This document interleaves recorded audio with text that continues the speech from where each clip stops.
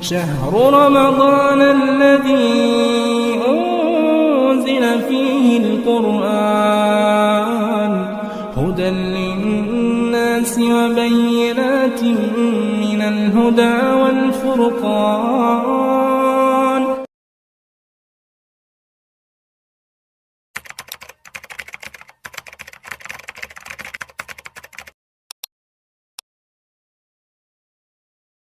وأشهد أن محمدًا عبده ورسوله أما بعد فقد قال الله تبارك وتعالى في كلامه الحكيم وراودته التي هو في بيتها عن نفسه وغلقت الأبواب وقالت هيت لك. محترم حاضرین، سورہ یوسف کی تفسیر چل رہی تھی اور ہم لوگ یوسف علیہ السلام کے اس مرحلے تک پہنچے تھے کہ آپ کے بھائیوں نے آپ کو کنویں کے اندر ڈال دیا. اس کے بعد کیا ہوا؟ ہم نے کہا کہ اردن کا ایک قافلہ آ رہا تھا، اس کنویں سے آپ کو نکال کر مصر کے بازار میں لے جا کر بیچ دیتے ہیں. مصر کے بازار میں جو آدمی یوسف علیہ السلام کو خریدتا ہے وہ مصر کا شاہی خزانے کا افسر ہوتا ہے، یعنی حکومتی لیول پر بڑے عہدے پر وہ آدمی فائز ہوتا ہے. وہ آدمی یوسف علیہ السلام کو لے جا کر یوسف علیہ السلام کو خرید لیتا ہے. اس کے بعد گھر میں لے جا کر بولتا ہے زلیخا سے، اپنی بیوی سے، کہ اس بچے کو دیکھو، اس سے ہم لوگ نفع اٹھائیں گے، یعنی ہماری یہ خدمت کرے گا، یا اس کو اپنا منہ بولا بیٹا بنا لیں گے. لہذا یوسف علیہ السلام غلام کی حیثیت سے یا خدمت گزار کی حیثیت سے عزیز مصر کے گھر میں تھے. آپ ان کے کام کاج کیا کرتے تھے، ان کے گھر والوں کی خدمت کرتے تھے، گھر کا پورا کام کرتے تھے. اللہ رب العالمین نے بیان کیا کہ وَلَمَّا بَلَغَ أَشُدَّهُ، جب یوسف علیہ السلام نوجوان ہو گئے تو ایسی صورت میں کیا ہوا؟ یوسف علیہ السلام پہلے سے ہی بہت زیادہ حسین تھے، بہت زیادہ خوبصورت تھے. تو کیا ہوا کہ زلیخا جو تھی، یعنی عزیز مصر کی جو بیوی تھی، یوسف علیہ السلام کو برائی کی دعوت دیتی ہے. وراودته التي هو في بيتها عن نفسه، اپنی طرف مائل کرتی ہے. وغلقت الابواب، اور جس گھر میں یوسف علیہ السلام تھے اور وہ زلیخا تھی یا عزیز مصر کی بیوی تھی، وہ اندر بلا کر کے، بالکل گھر کے اندر بلا کر کے سارے دروازوں کو بند کر دیتی ہے. پھر بولتی ہے ہیت لک، آؤ برائی کرو، گناہ کرو، یعنی اپنی طرف دعوت دیتی ہے، گناہ کی دعوت دیتی ہے. یوسف علیہ السلام کو یوسف علیہ السلام کہتے ہیں معاذ اللہ، اللہ کی پناہ، انہ ربی احسن مثوا، بے شک جو میرا مالک ہے، یعنی میری دیکھ بھال کرنے والا ہے، مجھے جو اس گھر میں رکھا ہے، بہترین ٹھکانہ مجھے دیا ہے، بہترین گھر دیا ہے، میں کیسے اس کے احسان کو بھلا سکتا ہوں، اس کی امانت میں خیانت کر سکتا ہوں؟ تم اس کی بیوی ہو اور تم گناہ کی طرف دعوت دے رہی ہو. اللہ کی پناہ، میں یہ گناہ نہیں کر سکتا ہوں. سوچئے کہ یوسف علیہ السلام ایسی جگہ پر ہے، گناہ کتنا آسان تھا ان کے لیے. ایک تو زلیخا جو تھی وہ خود بہت خوبصورت تھی، عزیز مصر کی بیوی بھی بہت خوبصورت تھی، اور یوسف علیہ السلام خوبصورت تھے، اس وجہ سے وہ بلا رہی تھی، گناہ کی دعوت دے رہی تھی. اس کا دل کیا ہے؟ یوسف علیہ السلام کی طرف مائل ہو گیا تھا. ابھی آپ نبی نہیں بنائے گئے تھے، ابھی آپ نبی نہیں. آپ سوچئے گناہ ان کے لیے کتنا آسان تھا، کتنے اسباب تھے. پہلی بات، یوسف علیہ السلام ایک اجنبی آدمی ہے. آپ خود جوانی کے مرحلے میں ہیں، جوانی کے مرحلے میں اجنبی ہیں، یعنی اپنے گاؤں سے، اپنے گھر سے، اپنے وطن سے دور ہیں. آپ کو کوئی جاننے پہچاننے والا نہیں، کوئی بھائی نہیں، کوئی رشتہ دار نہیں جو آپ کی مدد کر سکے، آپ کی بات سن سکے. تو گویا کہ آپ اجنبی آدمی ہیں. اپنے گھر سے، شہر سے، وطن سے دور ہیں۔ دوسری بات رقیق، آپ ان کے غلام کی حیثیت سے وہاں ہیں، خدمت گزار کی حیثیت سے ہیں۔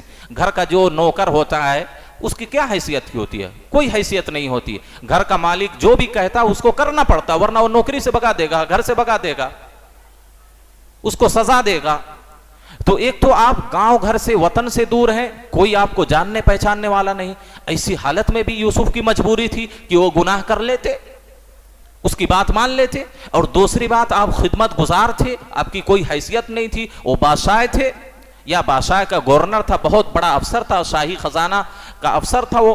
اور تیسری بات یہ ہے کہ اس کے ساتھ ساتھ زلیخا جو تھی عزیز مصر کی بیوی، خوب بن کر کے، سنور کر کے، زینت اختیار کر کے، میک اپ کر کے آپ کے سامنے ظاہر ہوئی، آپ کو گناہ کی دعوت دے رہی ہے۔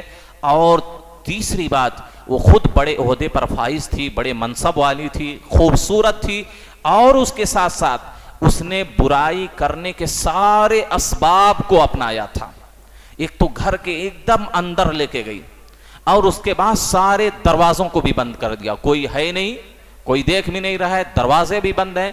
مفسرین لکھتے ہیں کہ 7 دروازے تھے، سارے دروازوں کو جو بھی ہو، ایک سے تو زائد تھے، 3 دروازوں سے زائد تھے، کیونکہ ابواب ہے، جمع کا صیغہ ہے۔ سارے دروازوں کو اس نے بند کر دیا، اور صرف ایسے ہی نہیں بند کر دیا، بلکہ اللہ نے غلقہ بیان کیا۔ غلقہ، اغلقہ کا مطلب ایسے ہی دروازہ موچ دینا، جس کو آپ لوگ بولتے ہیں موچ دینا، یعنی بند کر دینا۔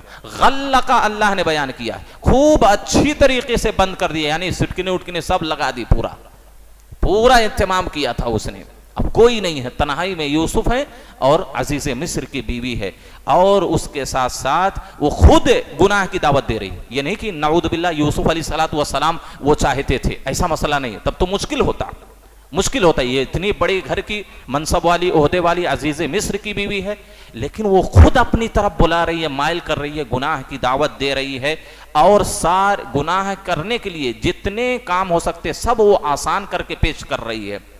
اور ہی ساتھ یوسف علیہ السلام کو دھمکی بھی دے رہی ہے، کتنا مجبور کر رہی ہے۔ دیکھیے یوسف علیہ السلام کو دھمکی بھی دی، اگر جو میں کہہ رہی ہوں نہیں کرو گے جیل میں ڈلوا دوں گی تم کو، وَلَئِن لَّمْ يَفْعَلْ مَا آمُرُهُ لَيُسْجَنَنَّ وَلَيَكُونَ مِنَ الصَّاغِرِينَ، جیل میں تم کو ڈلوا دوں گی، قید خان میں تم کو ڈال دوں گی، اور تم حقیر و ذلیل ہو جاؤ گے، یعنی پورے لوگوں میں بدنام تم ہو جاؤ گے کہ دیکھو یوسف نے کیا کر دیا۔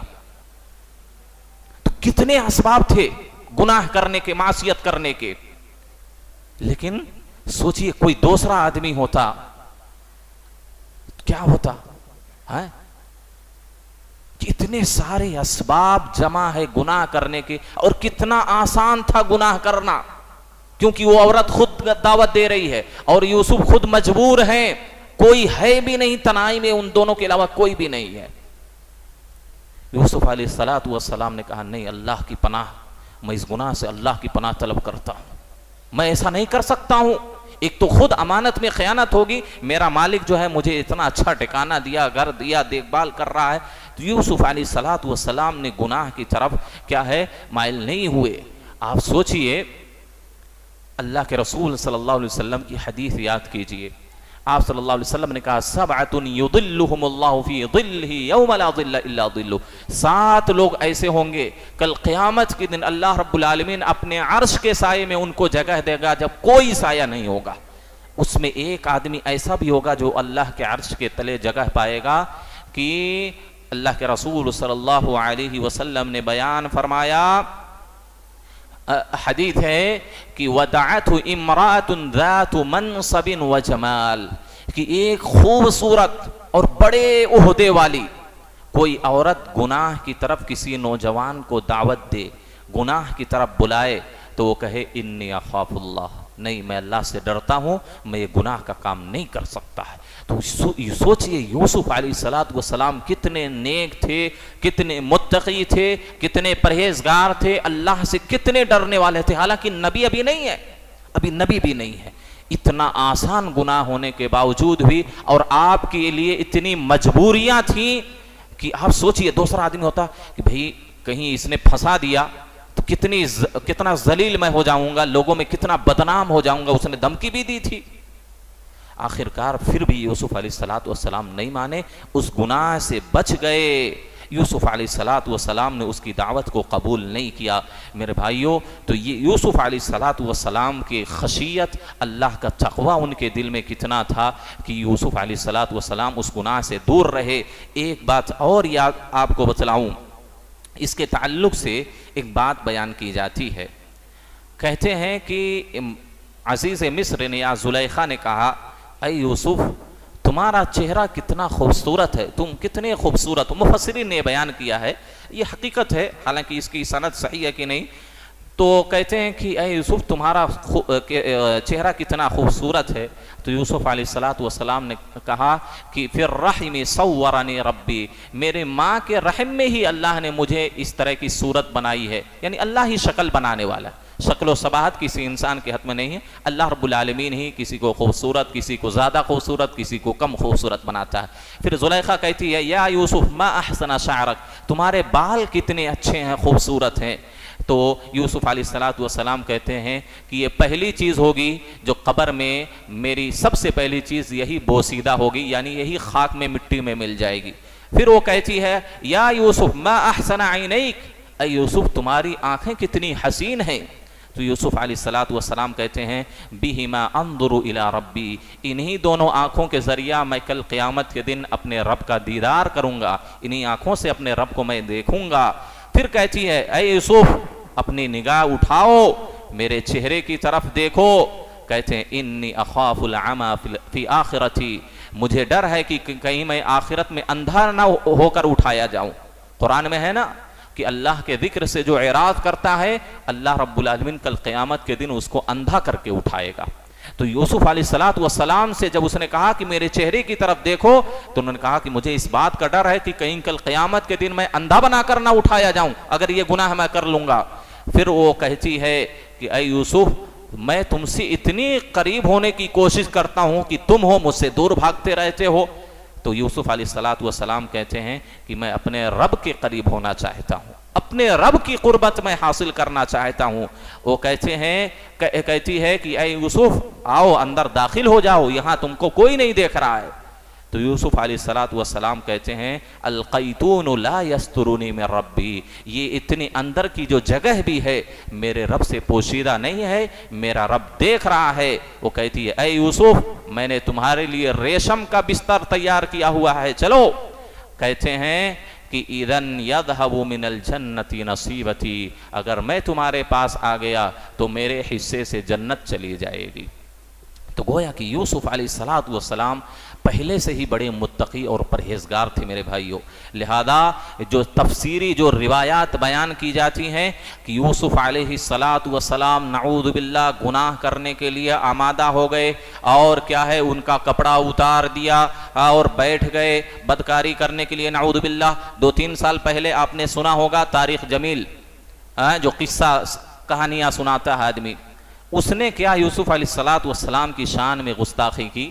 اس نے کہا کہ یوسف علیہ السلام کو پورے مصر کے اندر گدھے پر بٹھایا گیا، آپ کے منہ پر کالک اور سیاہی پوتی گئی، آپ کو پورے شہر میں گھمایا گیا، ذلیل کیا گیا، نعوذ باللہ۔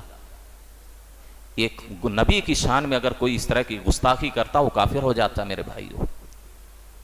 اس نے یہ بات کہی ہے۔ میں آپ کو دلیل دیتا ہوں کہ یوسف علیہ السلام سے کسی طرح کا کوئی گناہ ہی نہیں ہوا۔ میں مختصر طور پر 10 دلیلیں آپ کو دیتا ہوں کہ یوسف علیہ السلام نے کوئی گناہ نہیں کیا۔ قرآن میں جو اللہ نے بیان کیا، وَلَقَدْ هَمَّتْ بِهِ وَهَمَّ بِهَا، زلیخا نے، عزیز مصر نے یوسف کے ساتھ برائی کرنے کا عزم مصمم کیا، وَهَمَّ بِهَا لَوْلَا أَن رَأَىٰ بُرْهَانَ رَبِّهِ، اور یوسف کے دل میں یہ خیال گزرا اگر وہ اپنے رب کی نشانی نہ دیکھ لیتے۔ اس آیت کی وجہ سے بہت سارے لوگوں میں اختلاف ہو گیا۔ حالانکہ آپ یہ بات جان لیں، ہم عربی کا لفظ ہے، ہما کا مطلب ہوتا ہے وہ خیال جو دل میں آئے، ہمارے ذہن و دماغ میں کوئی خیال آئے، کوئی خیال پیدا ہو، کوئی ارادہ پیدا ہو، لیکن اس کام کو کرنے کا عزم مصمم نہ ہو، پختہ ارادہ نہ ہو، اسی کو ہم کہا جاتا ہے۔ تو نبی یوسف علیہ السلام کے دل میں صرف ارادہ پیدا ہوا، بعض لوگوں نے کہا ارادہ کس چیز کا پیدا ہوا؟ کچھ لوگوں نے کہا کہ انہوں نے ارادہ کیا کہ اس کو مار دیں، یعنی اس کو مار کے نکل جائیں، لیکن اگر مار دیتے تب یوسف علیہ السلام پھنستے کہ بھائی دیکھو زبردستی یہ کر رہے تھے، وہ نہیں مان رہی تو مار دیا انہوں، تو مارے نہیں۔ بعض لوگوں نے کہا کہ اس کو منع کرنے کا ارادہ کیا، لیکن صحیح بات جو محققین و علماء نے لکھی ہے کہ یوسف علیہ السلام مجبور تھے، ایک دم ہر اعتبار سے مجبور تھے، گناہ بہت آسان تھا، آپ مجبور تھے، غلام تھے، ان کی خدمت کرنے والے تھے، ڈر گئے یا جو بھی کہہ لیں، تو ان کے دل میں کچھ وقت کے لیے خیال پیدا ہوا، لیکن اللہ کا ڈر، اللہ کا تقوی اور اللہ کی خشیت کی وجہ سے اس ارادے سے آپ باز آ گئے، یعنی آپ کے دل میں جو خیال پیدا ہوا تھا اللہ کی ڈر کی وجہ سے وہ خیال بھی نکل گیا۔ تو گویا کہ یوسف علیہ السلام نے گناہ نہیں کیا۔ اس کی پہلی دلیل کہ یوسف علیہ السلام نے گناہ نہیں کیا، خود یوسف علیہ السلام نے کہا جب وہ کیا ہوا کہ یوسف علیہ السلام کو جب مان نہیں رہے ہیں، وہ گناہ کرنے پر آمادہ نہیں ہو رہے ہیں، وہ زبردستی کرنا چاہیے، یوسف علیہ السلام دروازے کی طرف دوڑتے ہوئے گئے۔ بعد مفسرین نے لکھا دروازہ کھولتے گئے، جب آخری دروازے پر پہنچے، جیسے ہی دروازہ کھولا اس زلیخا کا شوہر وہاں پر کھڑا تھا، وہ فوراً یعنی وہ گھر میں آ رہا تھا، دیکھا کہ بھی یہ تو عزیز مصر خود اس کا شوہر یہاں پر کھڑا ہے، یہ بھی پیچھے سے آئی دوڑتی ہوئی یوسف کو پکڑنے کے لیے۔ تو اس نے کیا کہا کہ دیکھیے آپ کی بیوی کے ساتھ یہ کیا کرنے جا رہا تھا۔ تو یوسف علیہ السلام نے اپنی صفائی پیش کی، ہی راودتنی، اس نے مجھے گناہ کی طرف دعوت دی، اس نے مجھے بہلایا پھسلایا، اس نے مجھے اپنی طرف مائل کیا۔ یہ پہلی گواہی ہے کہ یوسف علیہ السلام خود گواہی دے رہے ہیں کہ نہیں میں نے گناہ نہیں کیا، اس نے مجھے گناہ کی دعوت دی تو میں اس سے کیا ہے چھٹکارا حاصل کر کے بھاگ رہا تھا۔ دوسری دلیل خود یوسف علیہ السلام نے کہا ربی السجن احب الی مما یدعوننی الیہ، اے اللہ مجھے جیل میں جانا زیادہ پسند ہے اس بات سے جس گناہ کی طرف یہ مجھے دعوت دے رہی ہے، میں جیل میں جاؤں گا لیکن میں گناہ نہیں کروں گا۔ تو خود یوسف علیہ السلام نے اپنے رب سے یہ دعا کی، اپنے رب سے شکوہ کیا کہ اے میرے رب جس گناہ کی طرف یہ عورت مجھے بلا رہی ہے اس گناہ کے کرنے کے بدلے میں میں جیل جانا پسند کروں گا، اور یوسف علیہ السلام جیل چلے گئے۔ تو یہ دوسری دلیل ہوئی کہ یوسف علیہ السلام نے گناہ نہیں کیا۔ تیسری دلیل خود اس کی بیوی نے، عزیز مصر کی بیوی یعنی زلیخا نے خود اس بات کی گواہی دی کہ یوسف علیہ السلام معصوم ہے، پاک باز ہیں۔ اس نے کہا الآن حصحص الحق انا راودته عن نفسه وانه لمن الصادقین، حق ظاہر ہو گیا ہے، میں نے ہی ان کو اپنی طرف مائل کیا تھا، وہ سچے ہیں، وہ پاک باز ہیں، وہ معصوم ہے۔ اور دوسری جگہ اس نے کہا کہ وَلَقَدْ رَاوَدتُّهُ عَن نَفْسِهِ فَاسْتَعْصَمَ، میں نے اس کو اپنی طرف مائل کرنا چاہا تو وہ بچ گیا، اپنے آپ کی حفاظت کر لی۔ اسی طریقے سے پانچویں دلیل کہ خود وہ جو بچہ تھا، بعد مفسرین نے لکھا ہے کہ اس عورت کی چچا کا لڑکا تھا اور چھوٹا بچہ تھا، اس نے گواہی دی۔ کیا گواہی دی؟ کہ اگر قمیص سامنے سے پھٹی ہے تو یوسف گنہگار ہیں، اور اگر پیچھے سے پھٹی ہے تو زلیخا گنہگار ہے، یوسف سچے ہیں۔ ٹھیک ہے، جج نے کہا کہ ٹھیک ہے بلایا جائے، ان کی قمیص دیکھی جائے۔ جب قمیص دیکھی گئی تو قمیص آپ کے پیچھے سے پھٹی تھی۔ کیوں پیچھے سے پھٹی تھی؟ کیونکہ یوسف علیہ السلام چھڑا کے بھاگ رہے تھے، تو پیچھے سے پکڑ کے قمیص کھینچ لی تو قمیص آپ کی پھٹ گئی۔ تو ایک چھوٹا بچہ گواہی دے رہا ہے، ایک چھوٹا بچہ، اسی وجہ سے اس کی گواہی مانی گئی۔ چھوٹا بچہ گواہی دیا کہ نہیں یوسف علیہ السلام بری ہیں کیونکہ ان کی قمیص پیچھے سے پھٹی ہے۔ اسی طریقے سے وہ جو ساری عورتوں کو بلائی تھی زلیخا نے کہ تم لوگ مجھے تانا دے رہے ہو کہ یوسف کے پیچھے میں پڑ گئی ہوں، اس پر فریفتہ ہو گئی ہوں، اس کی محبت میں گرفتار ہو گئی ہوں، تم آ کے خود دیکھ لو کہ یوسف کیا چیز ہے۔ تو ان لوگوں نے بھی کہا قُلْنَا حَاشَ لِلَّهِ مَا عَلِمْنَا عَلَيْهِ مِنْ سُوءٍ، ساری عورتوں نے گواہی دی کہ ہم اس کے اندر ذرا بھی برائی نہیں جانتے، اس کے اندر برائی کا تو شائبہ ہی نہیں، یہ تو فرشتوں جیسا لگتا ہے۔ وہ لوگ بھی مائل کر رہے تھے یوسف کو، تو یوسف علیہ السلام ان کی طرف بھی مائل نہیں، تو ساری عورتوں نے کہا یوسف کے اندر کوئی برائی نہیں ہے۔ اسی طریقے سے سب سے بڑی گواہی اللہ کی گواہی ہے۔ اللہ نے بھی گواہی دی کہ یوسف پاک ہیں، کیوں؟ اللہ کہتا ہے اسی واقعے میں کذالک لنصرف عنہ السوء والفحشاء، اسی طریقے سے ہم نے ان سے برائی کو اور فحش کو پھیر دیا، یعنی ان سے ہٹا دیا، دور کر دیا۔ اللہ کہتا ہے کہ ہم نے برائی سے ان کو دور کر دیا، وہ برائی نہیں کر سکے۔ کیوں؟ اور آگے اللہ کہتا ہے انہو من عبادنا المخلصین، بے شک وہ ہمارے خالص اور سچے بندے تھے، اخلاص رکھنے والے بندے تھے۔ تو یہ اللہ کی گواہی ہے کہ اللہ کہتا ہے کہ ہم نے ان سے برائی کو پھیر دیا، دور کر دیا، کیونکہ وہ مخلص ہیں۔ اور گواہی ابلیس کی گواہی، ابلیس کیا کہتا ہے؟ اللہ سے وعدہ کر کے آیا تھا نا، تیری عزت کی قسم میں تمام لوگوں کو گمراہ کر دوں گا، تمام لوگوں کو گمراہ کر، الا عبادک منہم المخلصین، سوائے تیرے مخلص بندوں کے، یعنی مخلص بندوں کو میں گمراہ نہیں کر پاؤں گا، میرے اندر اتنی طاقت نہیں ہے کہ میں مخلص بندوں کو گمراہ کر سکوں۔ اور اللہ نے کہا کہ یوسف میرا مخلص بندہ ہے، گویا کہ شیطان بھی یوسف کو گمراہ نہیں کر سکتا تھا، تو شیطان نے بھی گواہی دی کہ یوسف پاک ہے کیونکہ وہ مخلص آدمی ہے۔ اسی طریقے سے اور اس کا جو شوہر ہے، زلیخا کا شوہر، جب حالت کو دیکھا وہ سمجھ گیا کہ یوسف سچے ہیں، میری بیوی جھوٹ بول رہی ہے۔ انہوں نے فوراً دروازے پر جیسا دیکھا، اس نے کہا، یوسف نے کہا کہ نہیں یہ مجھے بہلا رہی تھی، پھسلا رہی تھی، گناہ کی دعوت۔ اس نے کہا کہ نہیں یہ ایسا کر رہا تھا۔ تو خود شوہر سمجھ گیا کہ کون کیا ہے، کیا حقیقت ہے۔ اس نے کہا یوسف اعرض عن ھذا، اے یوسف تم چھوڑو اس بات کو، اور اپنی بیوی سے کہا واستغفری لذنبک، تم اپنے گناہوں سے معافی مانگو، انکی کنت من الخاطئین، تم ہی گنہگار ہو، تم ہی خطا کار ہو۔ شوہر خود گواہی دے رہا ہے کہ یوسف تم اس بات کو چھوڑو، تمہارا اس سے کچھ لینا ہی دینا نہیں، میں سمجھتا ہوں تم پاک ہو۔ اور اپنی بیوی سے کہا کہ تم اپنے گناہوں کی معافی مانگو، تم خطا کار ہو، تم گنہگار ہو۔ تو یہ ساری دلیلیں ہیں، اور اس کے ساتھ ساتھ یہ بھی کہ اللہ سے جو دعا کی تھی یوسف علیہ السلام نے کہ اے اللہ میں جیل میں جانا پسند کروں گا لیکن گناہ نہیں کروں گا، اللہ نے خود کہا فاستجاب له ربه، اللہ نے یوسف کی دعا کو سن لیا، اس کی دعا کو قبول کیا، فصرف عنه کیدہن، ان عورتوں کی چال کو اللہ نے یوسف سے پھیر دیا، انہ هو السمیع العلیم، بے شک وہ سننے اور جاننے والا۔ تو اتنی ساری دلیلیں ہیں، 10-12 دلیلیں ہم نے دی کہ یوسف علیہ السلام گناہ سے بالکل پاک ہیں، آپ کے ساتھ اس طرح کا کوئی معاملہ نہیں کیا گیا، آپ نے برائی کا ارادہ کرنے کے لیے نہ ان کا کپڑا اتارا، نہ برائی کرنے کے لیے بیٹھے، نہ عزم مصمم کیا، کچھ بھی نہیں کیا، اور نہ آپ کو گدھے پر نعوذ باللہ بٹھا کر سیاہی آپ کے چہرے پر لگا کر پورے کیا ہے مصر میں شہر میں گھمایا گیا، نعوذ باللہ، یہ نبی کی شان میں گستاخی ہے،